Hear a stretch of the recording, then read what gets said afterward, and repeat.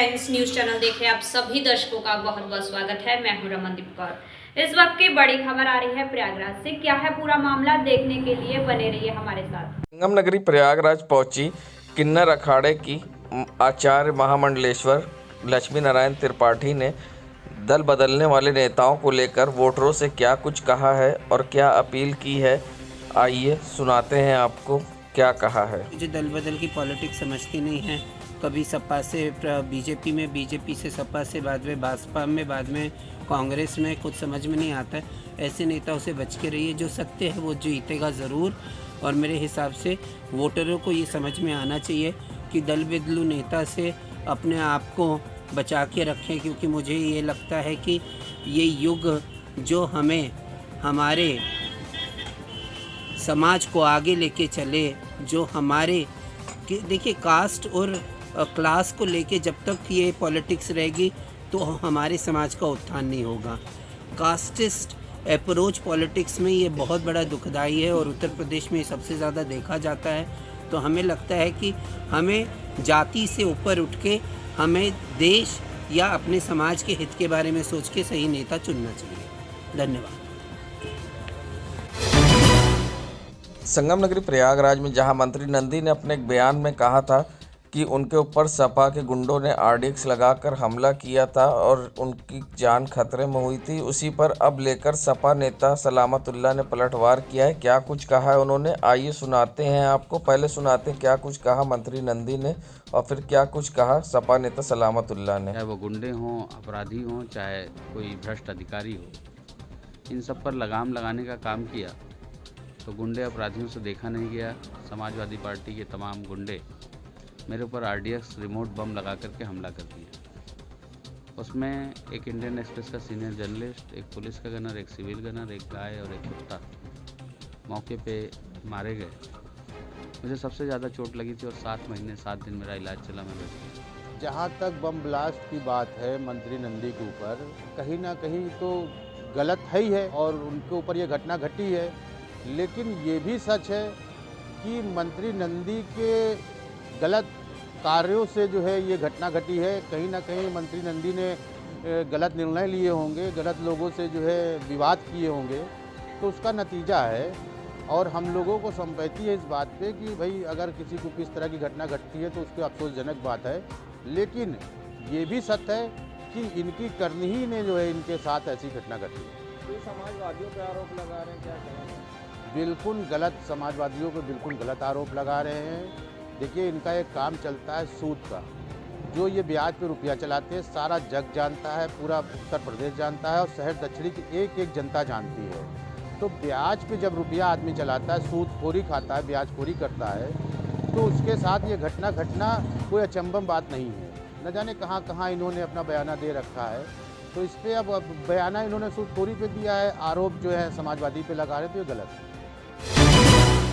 मंत्री नंदी ने एक इंटरव्यू में अपने ऊपर हुए बम हमले का जिम्मेदार सपा के गुंडों को कहते हुए बताया था, जिसके बाद अब सपा के पूर्व शहर दक्षिणी से विधायक हाजी परवेज अहमद ने इसे झूठा इल्ज़ाम बताया है। और क्या कुछ कहा है उन्होंने मंत्री नंदी पर निशाना साधते हुए, हम वो भी सुनाएंगे। और सबसे पहले आपको सुनाते हैं क्या कुछ कहा है मंत्री नंदी ने और क्या कुछ कहा है सपा के पूर्व विधायक हाजी परवेज अहमद ने। आइए सुनाते हैं आपको। चाहे वो गुंडे हों, अपराधी हों, चाहे कोई भ्रष्ट अधिकारी हो, इन सब पर लगाम लगाने का काम किया तो गुंडे अपराधियों से देखा नहीं गया। समाजवादी पार्टी के तमाम गुंडे मेरे ऊपर आरडीएक्स रिमोट बम लगा करके हमला कर दिया। उसमें एक इंडियन एक्सप्रेस का सीनियर जर्नलिस्ट, एक पुलिस का गनर, एक सिविल गनर, एक गाय और एक कुत्ता मौके पे मारे गए। मुझे सबसे ज़्यादा चोट लगी थी और 7 महीने 7 दिन मेरा इलाज चला। मैं बच गया। ये इल्ज़ाम है, झूठा इल्ज़ाम है। वो उनका कर्म था, वो उनका कर्म था। 50 जगह बोए थे, कितने क्या किया, वो इल्ज़ाम लगाने के लिए कह दिए समाजवादी पार्टी के गुंडे, समझे। वो कहने के लिए तो कोई भी कुछ कह सकता है। गुंडे अगर हैं इस वक्त तो भाजपा में गुंडे हैं, समाजवादी पार्टी में कोई गुंडा नहीं है। अगर आपको टिकट दे, हमारा विकास एजेंडा है। हमने 5 साल यहाँ पर विधायकी किया है।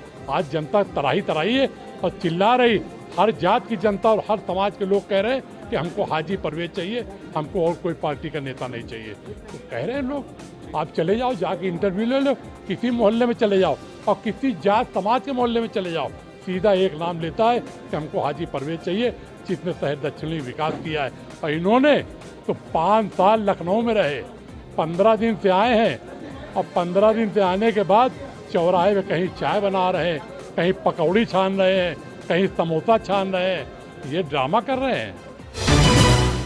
संगम नगरी प्रयागराज आगामी चुनाव को देखकर जहां सरकार उपलब्धियां बता रही है तो वहीं विपक्ष बेरोजगारी का आरोप लगा रही है। वहीं लॉकडाउन के बाद किस तरह से लोगों की व्यवस्थाएं सही हुई है या ख़राब हुई हैं, आइए जानते हैं किस तरह से क्या कहना है यहाँ पर स्ट्रीट वेंडरों का और प्रयागराज की जनता का। सरकार ने जहाँ रोज़गार के लिए लोन देने की बात कही थी, क्या उनको मिले हैं कि नहीं, आइए दिखाते हैं ग्राउंड रिपोर्ट।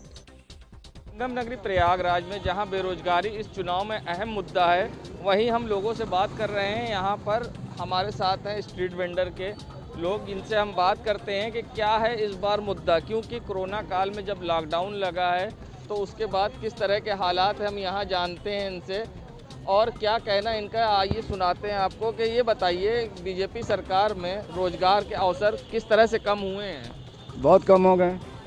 तो क्या हालात हालात यहाँ में खाने पीने की मर रहा है। तो लॉकडाउन के बाद क्या हालात सरकार में सुधरे हैं? भाई सुधरने की कोशिश करेंगे ना, तभी सुधरेगा ना। तो ये सरकार ने लोन देने की बात कही थी, कहाँ लोन क्या मिला हम लोग को? नहीं मिला। तो किस तरह से ये आई कार्ड भी बनवाया हम लोग ने, ये देखिए। तो ये भी नहीं कुछ लोन नहीं मिला, पैसा आया हम लोग खाते में। क्या मोदी सरकार ने कहा डालेंगे। तो किस तरह से जीवन यापन चल रहा है? अब तेजस चल रहा है, थोड़ा बहुत निपटा रहे, 2 बच्चे खिला रहे। फिर तो सुना आपने जिस तरह से इनका कहना था कि हमने कार्ड तो बनवाया और मगर रोजगार हमें यहाँ पर नहीं मिला है, और ना ही किसी तरह से योगी सरकार में, इस सरकार में इनको योजनाओं का लाभ मिला, और ना ही यहाँ पर कुछ व्यवस्थाएं सुधरी, ना अच्छी हुई। और भी लोगों से हम बात करते हैं। आइए और लोगों से हम यहाँ बात करते हैं। ये बताइए, योगी सरकार में जिस तरह से बीजेपी सरकार में लॉकडाउन के बाद रोजगार की क्या व्यवसाय आप लोग का कम हुआ है या ज़्यादा हुआ, क्या किस तरह से है? अभी व्यवसाय इस समय डाउन है, कम है। सरकार से किसी तरह की मदद मिली? अभी तो हमसे कैसे कुछ किया ही नहीं, क्या मदद क्या होता है सरकार से किसी तरह से? कोरोना के बाद सरकार जो अवसर दे रही है उससे कुछ हालात सुधरे हैं? क्या बताएं हम आपको, यानी हालात बिजनेस कैसा है? बिजनेस तो डाउन है, बिजनेस कहाँ अच्छा है। किस तरह से जीवन यापन चला रहे हैं? बस ऐसे ही चला रहे हैं, बस धक्का लगा गाड़ी चल रही है। तो सुना आपने कि धक्का लगा के गाड़ी चल रही है, किस तरह से लोग परेशान हैं ये आप खुद ही देख सकते हैं। इस बार चुनाव में जो अहम मुद्दा है बेरोजगारी, जिससे लोग कहीं ना कहीं परेशान हैं। आगे हम और लोग से भी बात करते हैं, क्या उनका कहना सुनाते हैं। से भी बात करते हैं। आप स्ट्रीट वेंडर हैं, यहाँ पर रोज़गार किस तरह से कम हुआ है, किस तरह की परेशानी का सामना करना पड़ा है? बहुत सारी परेशानियों का सामना करना पड़ा। तो किस तरह से घर चला रहे हैं? बस किसी तरह से तो अपना रोजी रोजगार चलाने के लिए ये बताइए, सरकार ने स्ट्रीट वेंडरों के लिए योजना लाई थी और लोन देने की बात की थी, लोन मिला है? नहीं, अभी तक तो नहीं मिला। क्या नाम है? महेंद्र कुमार केसरवानी। तो सुना, कहीं ना कहीं जिससे भी बात करी जाए उसका साफ कहना है सरकार की बेरोजगारी योजनाओं पर उनको किसी तरह का लाभ नहीं मिला है, और ना ही उनकी जिस तरह से समस्या है उसमें कोई सुधार आया है। और बेरोजगारी का मुद्दा अहम है इस चुनाव में। अब देखना ये है कि किस तरह से विपक्ष के आरोपों के बीच में सरकार वोटों में तब्दील कर पाती है कि नहीं, अपनी योजनाओं का जो लाभ बता रही है उसको कर पाती है कि नहीं कर पाती, ये देखने वाली बात होगी। सैयद मोहम्मद आमिर, प्रयागराज। ये थी जनता की मन की बात। इलेक्शन की तमाम खबरों के लिए आप जुड़े रहिए। योगी सरकार में कुल 8 परीक्षाओं में पेपर लीक हुए, लाखों युवाओं की मेहनत पानी में चली गई। इस मुद्दे पर लगातार विपक्ष भाजपा को घेरता रहा है। चुनाव से ठीक पहले टीआईटी भर्ती परीक्षा लीक ने बैठक बिठाए विपक्ष को एक और हथियार दे दिया। आनंद फानंद में सीएम योगी ने तेज कार्रवाई करते हुए कुछ गिरफ्तारियां कार्रवाई और मतदान से पहले ही दोबारा परीक्षा करवा दी है। साथ ही इसके साथ परीक्षार्थियों के लिए फ्री बस सेवा भी सुविधा दी है। क्या बीजेपी इस डैमेज कंट्रोल कर पाएगी या फिर विपक्ष का मुद्दा भारी रहेगा। इसी मुद्दे पर जब हमने लोगों से बात की तो जानिए क्या कुछ कहना था लोगों का, आइए सुनाते हैं आप। सरकार में जहां करीब 8 बार पेपर लीक हुए हैं और प्रतियोगी छात्रों में गुस्सा था, उसके बाद योगी सरकार ने ऐन टाइम चुनाव से पहले पेपर पर सख्त कार्रवाई कराते हुए और चुनाव से पहले दोबारा पेपर कराने की प्रस्ताव रखा और फिर से पेपर करा रही है। इसमें हमें जानना है आज छात्रों से कि कितना ये युवाओं के लिए फ़ायदेमंद है और जिस तरह से योगी सरकार ने फ्री बस सेवा भी दी है, जानते हैं क्या कहना है उनका इस सब पर। आप लोग जिस तरह से पेपर लीक हुए हैं 8 बार और उसके बाद योगी सरकार फिर से पेपर करा रही चुनाव से पहले और फ्री बस सेवा भी दे रही, किस तरह से देखते क्या कहेंगे? देखिए, सबसे पहले तो हम ये कहना चाहेंगे कि जब हर एक कॉलेज और बड़े बड़े संस्थान कोचिंग जब सब बंद हैं तो सिर्फ चुनाव जीतने के लिए जो पेपर कराया जा रहा है ये सिर्फ छात्रों को बेवकूफ़ बनाया जा रहा है। रोज़गार के नाम पे आज भी लोगों को लाठियां मिल रही हैं। हम लोग को सरकार से कोई उम्मीद नहीं रुक चुकी है। इतनी लाठियां आज तक कोई भी 5 साल में इनकी भर्ती जो प्रक्रिया हुई है तो कोई भी सफल नहीं रही है। तो हम तो यही कहेंगे कि विफल सरकार रही है, रोज़गार विरोधी सरकार रही है, नौजवान विरोधी सरकार रही है और छात्र विरोधी सरकार रही है। जैसे कि विपक्ष लगातार आरोप भी लगा रहा है सरकार की नाकामियों पे पेपर लीक होने पर और वहीं योगी सरकार फिर से पेपर और सख्त कार्रवाई करा रही है। हम छात्रों से जानते क्या कहना है उनका। सरकार के खिलाफ एक बार लोग आरोप भी विपक्ष लगा रहा है और सरकार एक तरफ पेपर करा के गलतियां भी सुधारी, क्या कहेंगे इस पर? इसका हमारा कहना है कि सरकार पेपर लीक कर दे रही है। जो बच्चे छात्र सब मेहनत कर रहे हैं उसका कारण ये निकल रहा है कि पेपर लीक हो जा रहा है। तो ये अलग अलग लोगों की राय हम इनसे भी जानते, बस फ्री सर्विस दे रही है इस बार और पेपर करा रही सरकार, क्या कहेंगे? देखिए, इस समय लगातार हम लोग देख रहे हैं सरकार केवल लोगों को लॉलीपॉप दे रही। अभी तक ये 5 साल में 4.5 साल एक भर्ती नहीं दे पाए और ये आखिरी चुनाव के 1 महीने पहले यहाँ पे लेखपाल भर्ती, पुलिस वैकेंसी लगातार सब ले आ रहे। इनका दरोगा भर्ती आई, वो पेपर लीक हो गया। ये लगातार जितनी भर्तियाँ निकाल रहे हैं उतना लगातार लीक होता चला जा रहा है। ये पूरा एक तरीके से दिख रहा है कि ये अपना हथकंडा अपना रही है। ये लोगों को अपने तरफ खींचने का, लॉलीपॉप देने का वो कर रही है, राशन दे रही है, लेकिन लोगों को ये भी तो देख रही है कि बेरोजगार कर दे रही है ये सरकार। लगातार रोजगार छीनना ये किसी हक में नहीं लिखा है। ये लोग केवल और केवल लोगों को अपने ओर आकर्षित कर ले रहे हैं, लेकिन आम जनता छात्र सब जान चुके हैं। यही इलाहाबाद है जहाँ पे लाखों नौजवान हमेशा IAS PCS बनते थे, लेकिन आज क्या किया, ये सभी कुछ बंद कर दिए। यूनिवर्सिटी बंद है, छोटे राज्य कॉलेज सब बंद है, स्कूलें बंद है। लोग कहाँ जाएं? छात्र क्या करें? इस समय छात्रों के ऊपर बहुत ही उत्पीड़न हो रहा है और लगातार ये छात्रों को जेल भेज दे रही है। जैसे कि वहाँ मुंडन करवा रहे थे, यहाँ पे प्रयागराज में छात्र अपनी बात रखना चाहते हैं लेकिन ये रखने नहीं देते, सबको जेल भेज देते हैं। छात्र करे तो क्या करे? ये वही पेपर है जो 28 नवंबर को रद्द हो गया था पेपर लीक होने की वजह से।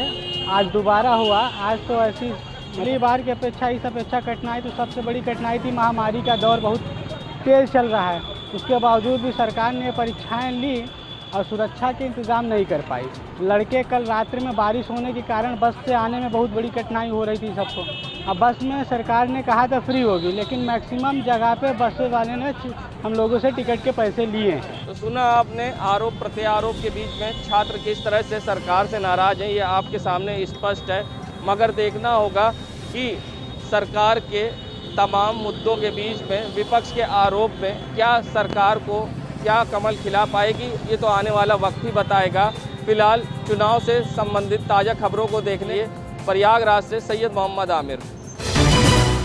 संगम नगरी प्रयागराज में जहां देवेंद्र प्रताप सिंह ने शहर पश्चिमी से दावेदारी बीजेपी से की थी, वहीं अब संत समाज भी उनके समर्थन में उतर आया। तो वहीं वासुदेवानंद सरस्वती जी के शिष्य ब्रह्मचारी आत्मानंद महाराज ने भी अब देवेंद्र प्रताप सिंह का समर्थन किया और साथ ही बीजेपी के अध्यक्ष और प्रदेश अध्यक्ष और जिला अध्यक्ष से अनुरोध किया कि शहर पश्चिमी से देवेंद्र प्रताप सिंह को प्रत्याशी बनाएं, अन्यथा की स्थिति में देवेंद्र प्रताप सिंह को चुनाव मैदान में निर्दलीय उतारने की बात भी कही है। और क्या कुछ उन्होंने कहा है हम वो भी सुनाएंगे। और फिलहाल अब देवेंद्र प्रताप सिंह के समर्थन में संत समाज पूरी तरह से आ गया है। आइए सुनाते हैं क्या कुछ कहना है वासुदेवानंद सरस्वती जी के शिष्य ब्रह्मचारी आत्मानंद जी महाराज का।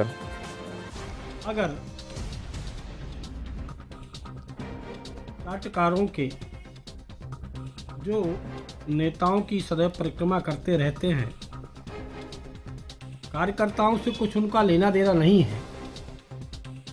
अगर देवेंद्र प्रताप सिंह जी को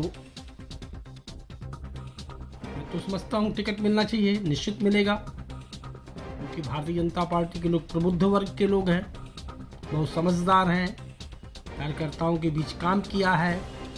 अगर नहीं मिलता है टिकट, अगर तो देवेंद्र सिंह निर्दलीय प्रत्याशी के रूप में चुनाव अवश्य लड़ेंगे और विजयी होंगे। फिर कोई भी कार्यकर्ता आकर के ये ना कहे कि आपको ऐसा नहीं कहना चाहिए। इसलिए पदाधिकारियों से कहूँगा, बहुत सोच समझ करके अपने कार्यकर्ता देवेंद्र सिंह जी को टिकट दें, भारतीय जनता पार्टी का सिंबल प्रदान करें, नहीं तो निर्दलीय के रूप में वो चुनाव लड़ेंगे। इसकी जिम्मेदारी नेताओं की होगी, क्योंकि हर व्यक्ति को चुनाव लड़ने का अधिकार है। जिन्होंने संगठन में कार्य किया है, ऐसे देवेंद्र सिंह का बचपन मैंने देखा है। अभी प्रयाग में हजारों वृक्ष कट रहे थे, हर व्यक्ति अपने स्वार्थ में लगा था, अपना कार्य कर रहा था, लेकिन उस समय देवेंद्र प्रताप सिंह अधिकारियों से संघर्ष कर रहे थे, लड़ रहे थे, जेल जा रहे थे। मैंने पुराने कई कार्य देखे उनके जो संघर्षपूर्ण रहे। इसलिए भारतीय जनता पार्टी के कार्यकर्ताओं से, जो वरिष्ठ अधिकारी गण बैठे हुए हैं, उनसे निवेदन है, माननीय जिलाध्यक्ष जी से, माननीय क्षेत्र अध्यक्ष जी से, माननीय प्रदेश अध्यक्ष जी से एवं और जो प्रदेश के वरिष्ठ कार्यकर्ता हैं कि देवेंद्र सिंह जी को टिकट दें। अगर उनको टिकट नहीं मिलता तो निर्दलीय प्रत्याशी के रूप में चुनाव लड़ेंगे, जिसमें कोई भी कार्यकर्ता अपने आप में कार्यकर्ताओं का साथ देने वाले देवेंद्र सिंह चुनाव लड़ेंगे और विजयी होंगे। फिर कोई पदाधिकारी ये बात ना करे कि हम लोगों से आपने ये बात नहीं की। धन्यवाद। ठीक।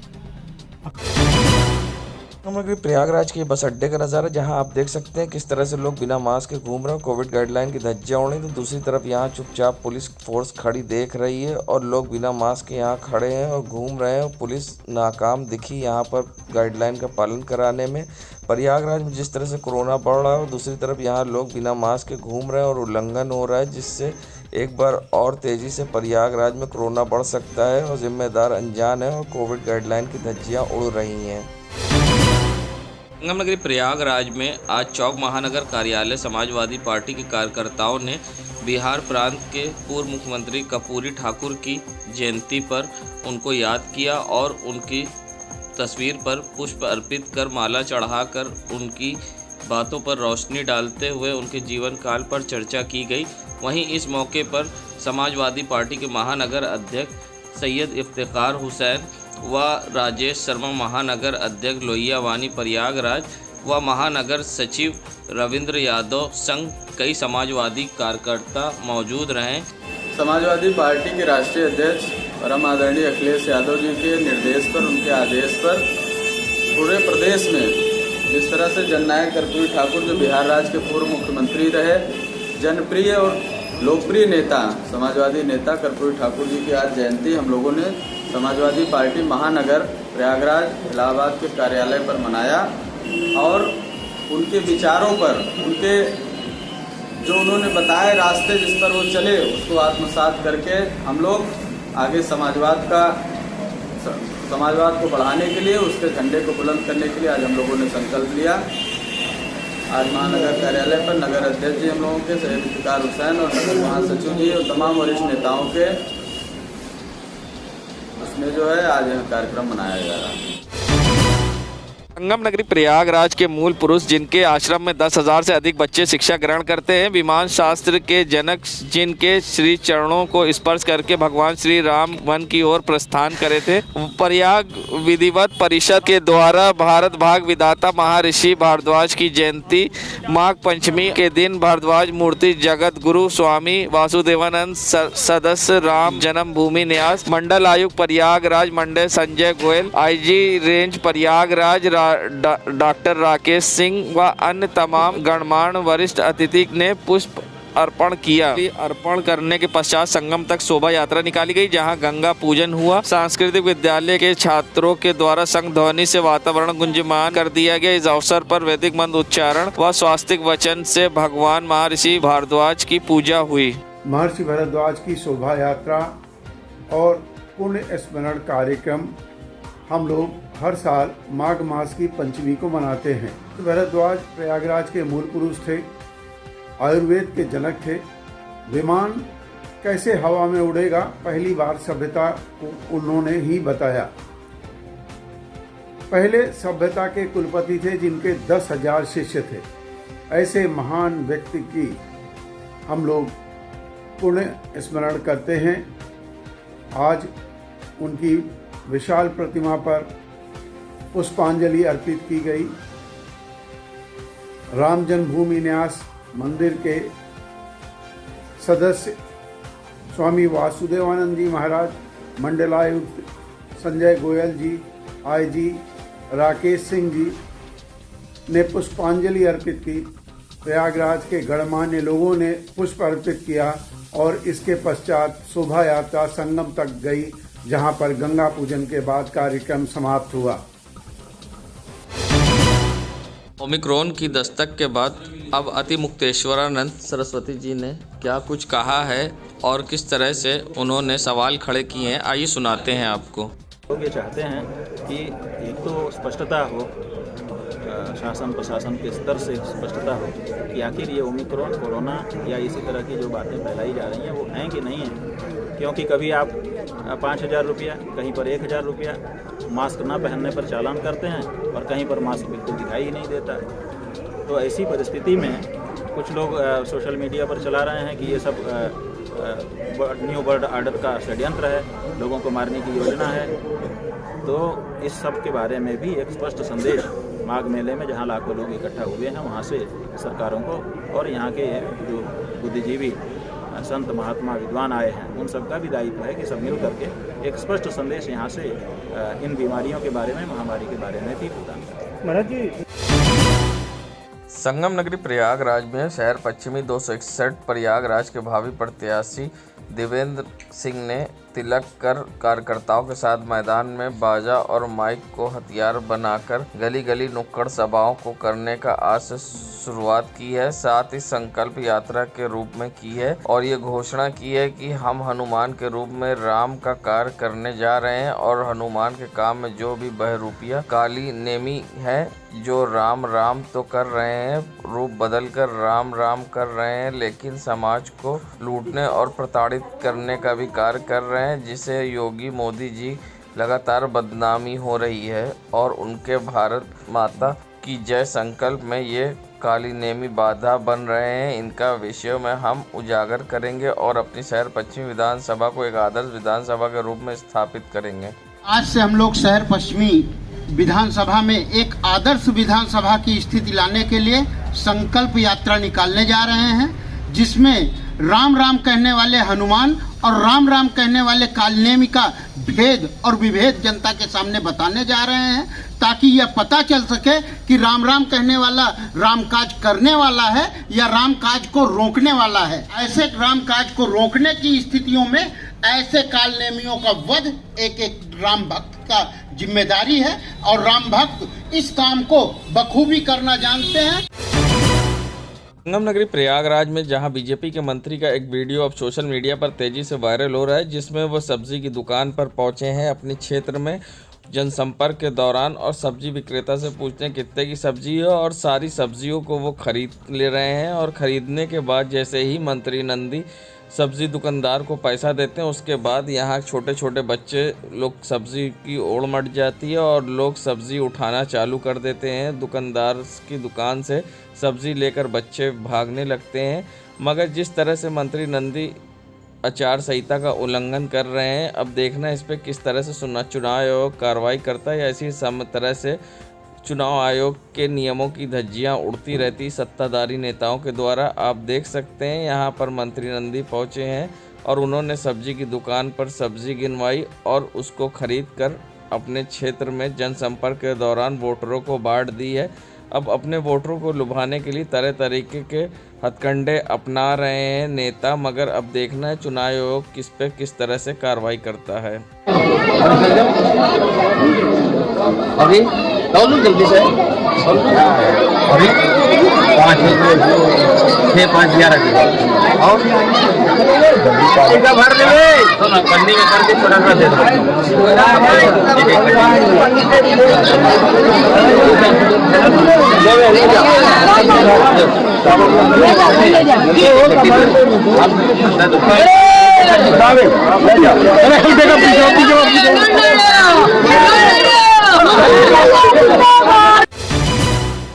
संगम नगरी प्रयागराज के एक चौक कोतवाली के बगल का नज़ारा है, मगर जहां ओमिक्रॉन ने भारत में दस्तक दी है और कोविड एक तरफ से तेज़ी से पैर पसार रहा है, तो वहीं आप देख सकते हैं बाज़ारों में किस तरह से लोग बिना मास्क के घूम रहे हैं। ना चेहरे पे मास्क है, ना ही कोरोना का खौफ। इसी तरह से अगर प्रयागराज में चलता रहा तो एक बार फिर प्रयागराज लॉकडाउन की चपेट में होगा और फिर लोग परेशानी झेलेंगे, मगर लोगों को समझ नहीं आ रहा है और खुलेआम लोग बिना मास्क के टहल रहे हैं और पुलिस बनी अनजान। संगम नगरी प्रयागराज में स्वामी स्वरूपानंद के शिष्य अभिमुक्तेश्वरानंद सरस्वती ने आज एक प्रेस वार्ता की और उसमें उन्होंने किस तरह से सरकार पर हमला बोला है। उनका कहना है कि जो संत होगा वो राजनीति में नहीं जाएगा, क्योंकि धर्मनिरपेक्षता की शपथ कोई भी संत नहीं ले सकता, क्योंकि उसने अपना जीवन धर्म के लिए समर्पित किया है। आइए क्या कुछ कहा है अभिमुक्तेश्वरानंद सरस्वती ने, आइए सुनाते हैं आपको।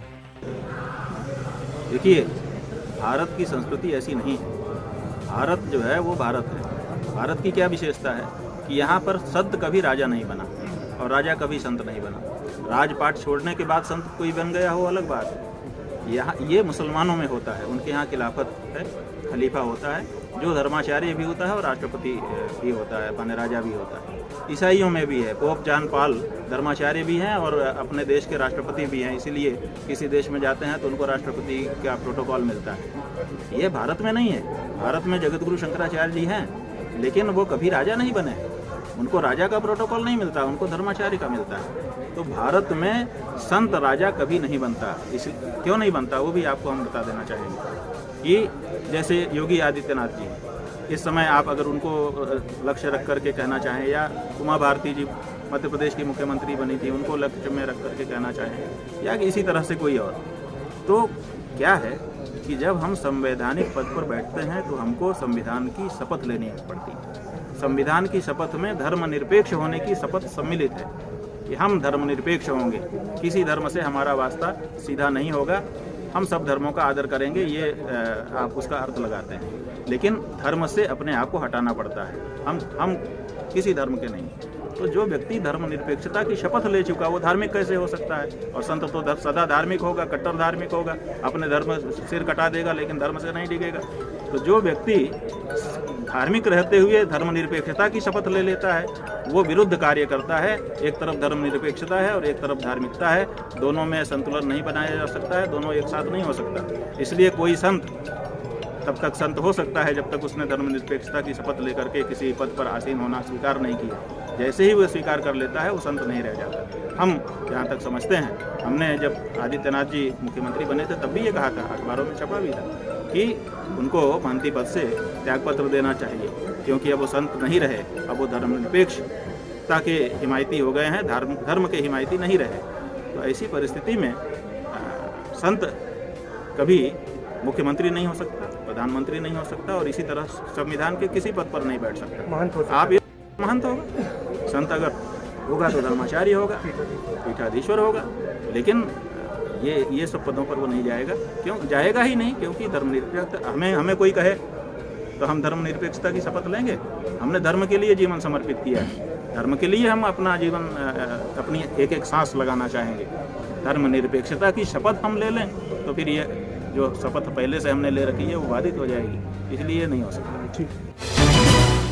जहां मांग मेले में अव्यवस्थाओं को लेकर अभी मुक्तेश्वरानंद सरस्वती ने अब सरकार पर हमला बोला है। साथ ही सीएम योगी से और मेलाधिकारी से मांग की है कि यहां पर जो अव्यवस्था है उसको सही करी जाए। अगर कोई समस्या है तो उसको सार्वजनिक किया जाए। जैसे उनको पता चल रहा है कि बजट की कमी है, मेलाधिकारी द्वारा कहा जा रहा है, अगर वो भी है तो स्पष्ट करें, जिससे हम संत समाज के लोग चंदा कर एक मांग मेला फंड बनाए, जिससे उनके हवाले कर दे, जिससे वो कार्य कर सकें। संत हमको आकर के ये कह रहे हैं कि बिल्कुल भी मेले के ऊपर यहाँ के अधिकारियों का ध्यान नहीं है। असुविधाएं सब बहुत सारी बनी हुई हैं। माघ मेले में लोग आते थे, अपनी व्यवस्था से आते थे, फिर सरकारों ने व्यवस्था करनी शुरू की और लोगों को आदत डाल दी कि हम इतनी व्यवस्था हम देंगे, तो उतनी व्यवस्था बिना लिए लोग यहाँ आ जा रहे हैं और जो व्यवस्था अपेक्षित थी वो नहीं मिल रही है, तो परेशानियाँ हो रही हैं। हमारा ये कहना है कि कुछ दिन पहले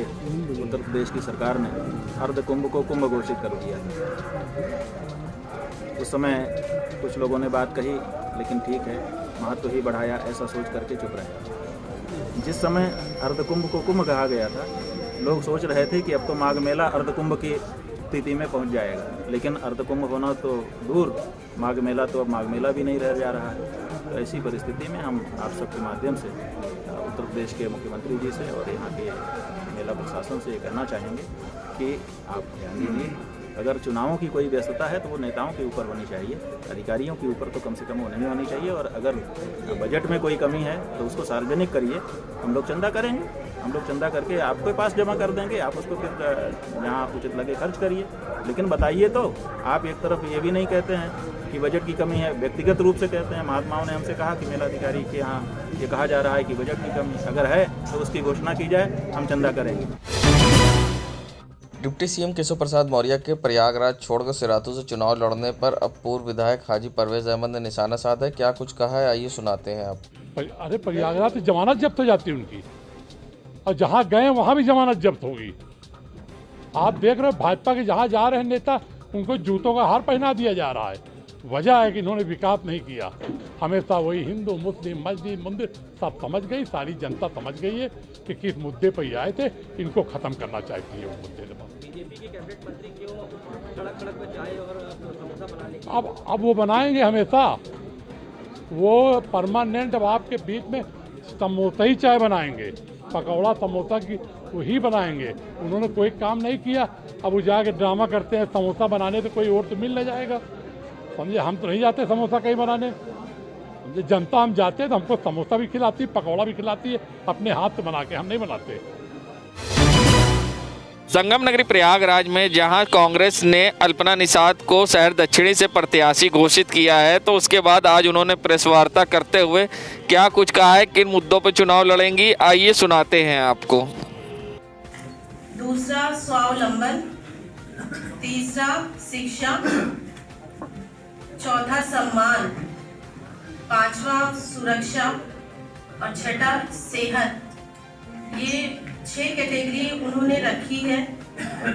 और स्वाभिमान में उन्होंने यह रखा है कि जिस प्रकार से महिलाएं अपना प्रतिनिधित्व, चूंकि भारतीय संसद और देश की विधानसभाओं में महिलाओं का प्रतिनिधित्व 15% से भी कम है, इसके लिए उन्होंने काफ़ी सोच विचार भी किया। और वर्तमान लोकसभा में 14% है और राज्यसभा में 11.6% है सांसद महिलाएं हमारी, तो बहुत ही कम भागीदारी है हमारी महिलाओं की।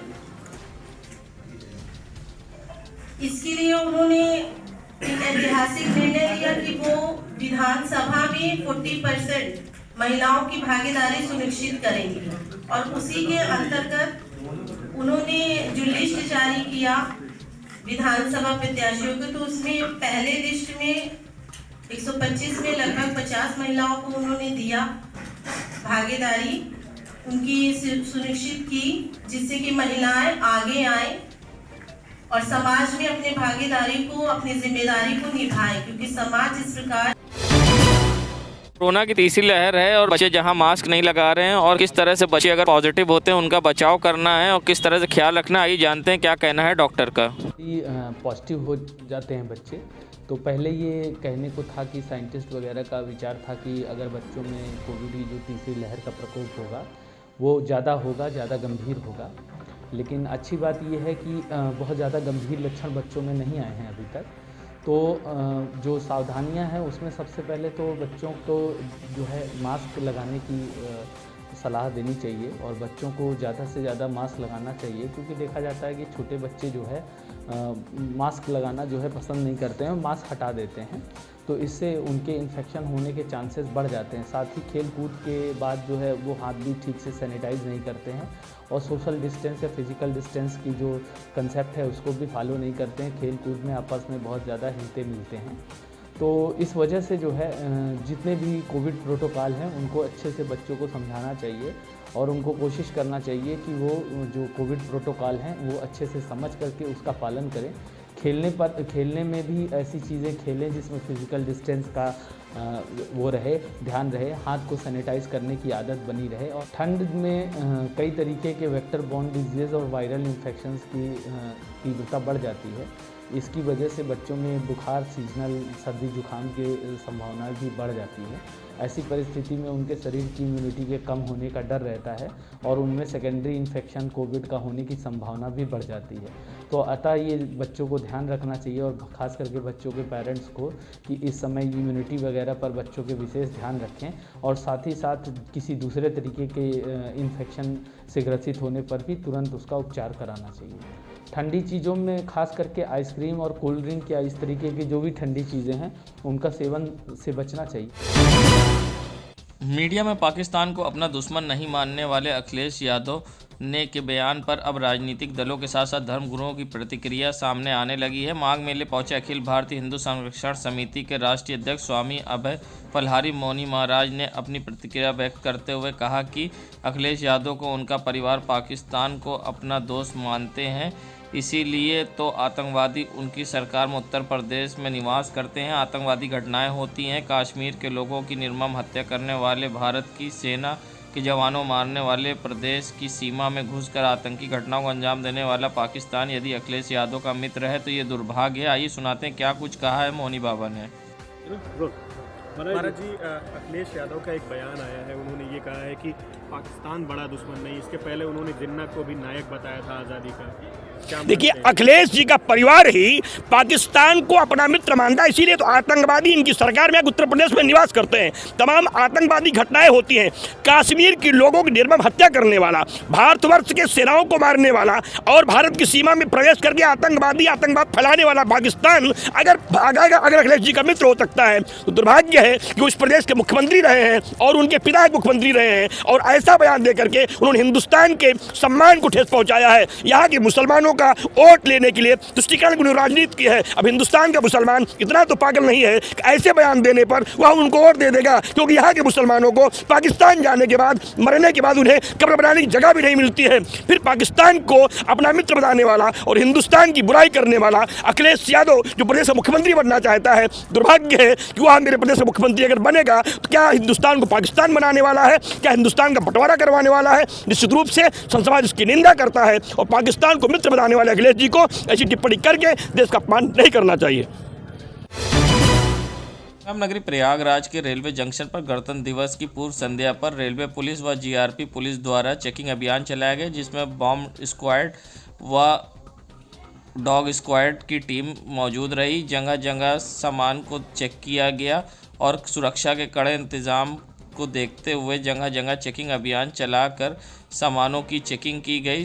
रेलवे पुलिस द्वारा सुरक्षा के पूरे कड़े इंतजाम के मद्देनज़र ये चेकिंग अभियान चलाया गया।